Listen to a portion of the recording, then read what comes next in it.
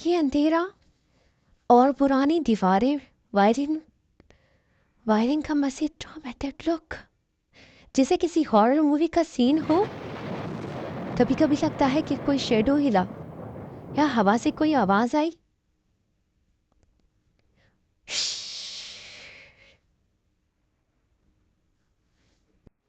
But don't worry, मैं हूँ यहाँ और आप हो मेरे साथ।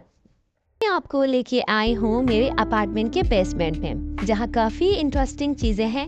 साथ ही आपको इटली के गार्बेज सिस्टम भी दिखाऊंगी, यहाँ किस तरह से कचरा अलग किया जाता है, रिसाइकल होता है और सिस्टम कितना ऑर्गेनाइज है। तो चलिए मेरे साथ एक्सप्लोर करते हैं। तो सबसे पहले आज बात करते हैं बेसमेंट की। इटली के कुछ बेसमेंट सिर्फ स्टोरेज के लिए नहीं। मैं आपको थोड़ी बहुत इसकी हिस्ट्री बताऊंगी, जितना मैंने रिसर्च की है कि पुराने ज़माने में जब जंग होती थी, जब वर्ल्ड वॉर 2 चल रही थी जिस वक्त, तब इन्होंने क्या किया था कि अपने घरों के नीचे बेसमेंट बना ली थी, जिसमें वो लोग छुपते थे ताकि बॉम्बिंग्स वगैरह से बचा जा सके। और इन जगहों को बॉम्ब शेल्टर्स भी कहा जाता है। ये बेसमेंट ज़मीन के नीचे होने की वजह से बहुत ज़्यादा ठंडी थी, बहुत ठंडी है और महफूज भी होती थी। तो इनफैक्ट अभी भी मैं फील कर रही हूँ, बहुत ज़्यादा ठंड है यहाँ पर। तो पुराने ज़माने में लोग क्या करते थे, यहाँ पर जाके छुप जाते थे या कई दिनों तक यहाँ जाके रुकते थे कई घंटों तक, कई दिनों तक, जब तक बाहर सब कुछ नॉर्मल ना हो जाता था। बट अब जो है ये स्टोरेज के लिए भी काम होता है, काफ़ी सारी चीज़ें हम लोग जाकर यहाँ पर रख सकते हैं। और बेसमेंट में मैंने जो इंटरेस्टिंग एक चीज़ नोटिस की कि वायरिंग काफ़ी ऑर्गेनाइज थी यहाँ पर। हर अपार्टमेंट की इलेक्ट्रिसिटी का मीटर बेसमेंट में था और वहाँ से प्रॉपर वायर्स बिल्डिंग के अंदर वॉल्स के जरिए ही हर फ्लैट तक जा रही थी। सारी वायरिंग या तो केबल डक्ट्स में होती है या वॉल्स के अंदर छुपी होती है, इसलिए यहाँ पर कोई वायर्स लटकती नज़र नहीं आती।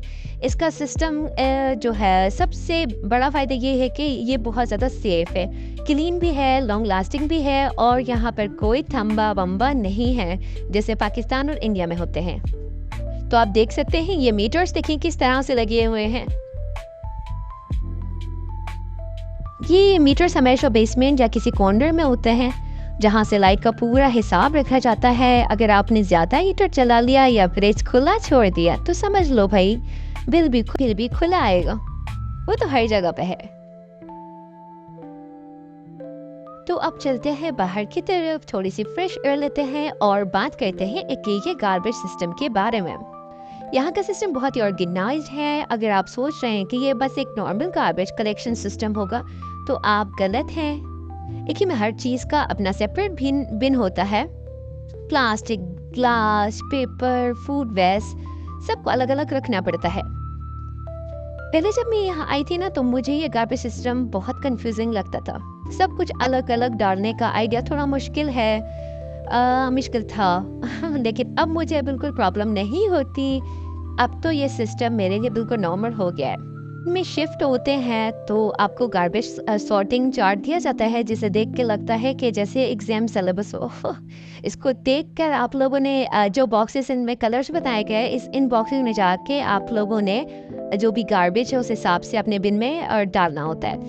ग्रीन है, येलो है और रेड है। बहुत सारी चीज़ें हैं, किस बिन में कौन सा गार्बेज जाएगा, क्या जाएगा, किस तरह से जाएगा, सारी चीज़ें मेंशन होती है।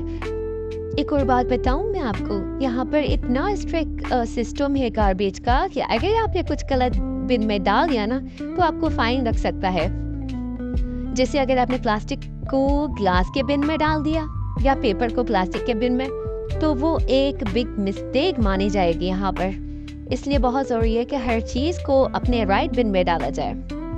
अब हम चलते हैं थोड़ा सा आगे, वॉक करते हुए जाते हैं। आप लोग भी मेरे साथ चलिए और वीडियो को स्किप तो बिल्कुल मत कीजिए। और मैं अब आपको बताऊंगी येलो बॉक्सेस काफ़ी यहाँ पर किस लिए यूज़ होते हैं। ये येलो बॉक्सेस होते हैं ना, ये बहुत ज़्यादा कन्वीनियंट है। अगर कुछ आइटम्स आपको जो डिस्कार्ड करना हो तो आप इजीली उन्हें डोनेट कर सकते हैं। मतलब अगर आपके पास कपड़े, शूज़, टॉयज़ हैं जो आप यूज़ नहीं करते तो आप वो सब येलो बॉक्स में डाल सकते हैं। ये बॉक्सेस चैरिटी ऑर्गेनाइजेशन को हेल्प करते हैं जो चीज़ें ज़रूरतमंद लोगों को देने में यूज़ करते हैं। तो ये था मेरा आज का कंटेंट, बेसमेंट की कहानी, मीटर का हिसाब और गार्बेज का राज। और अगर आपको इंटरेस्टिंग लगा तो कमेंट में ज़रूर बताएं, वरना मैं समझ जाऊंगी आप बस छुप के देख रहे थे। और हाँ, लाइक तो आपने ज़रूर करना है, वरना मैं भी गार्बेज वाले अंकल की तरह कह दूंगी भाई इनको भी फाइन लगा दे। तो it's a part of job. Thank you. और आपको अगर अच्छा लगा है तो वीडियो को ज़्यादा से ज़्यादा शेयर करें। अल्लाह हाफिज़।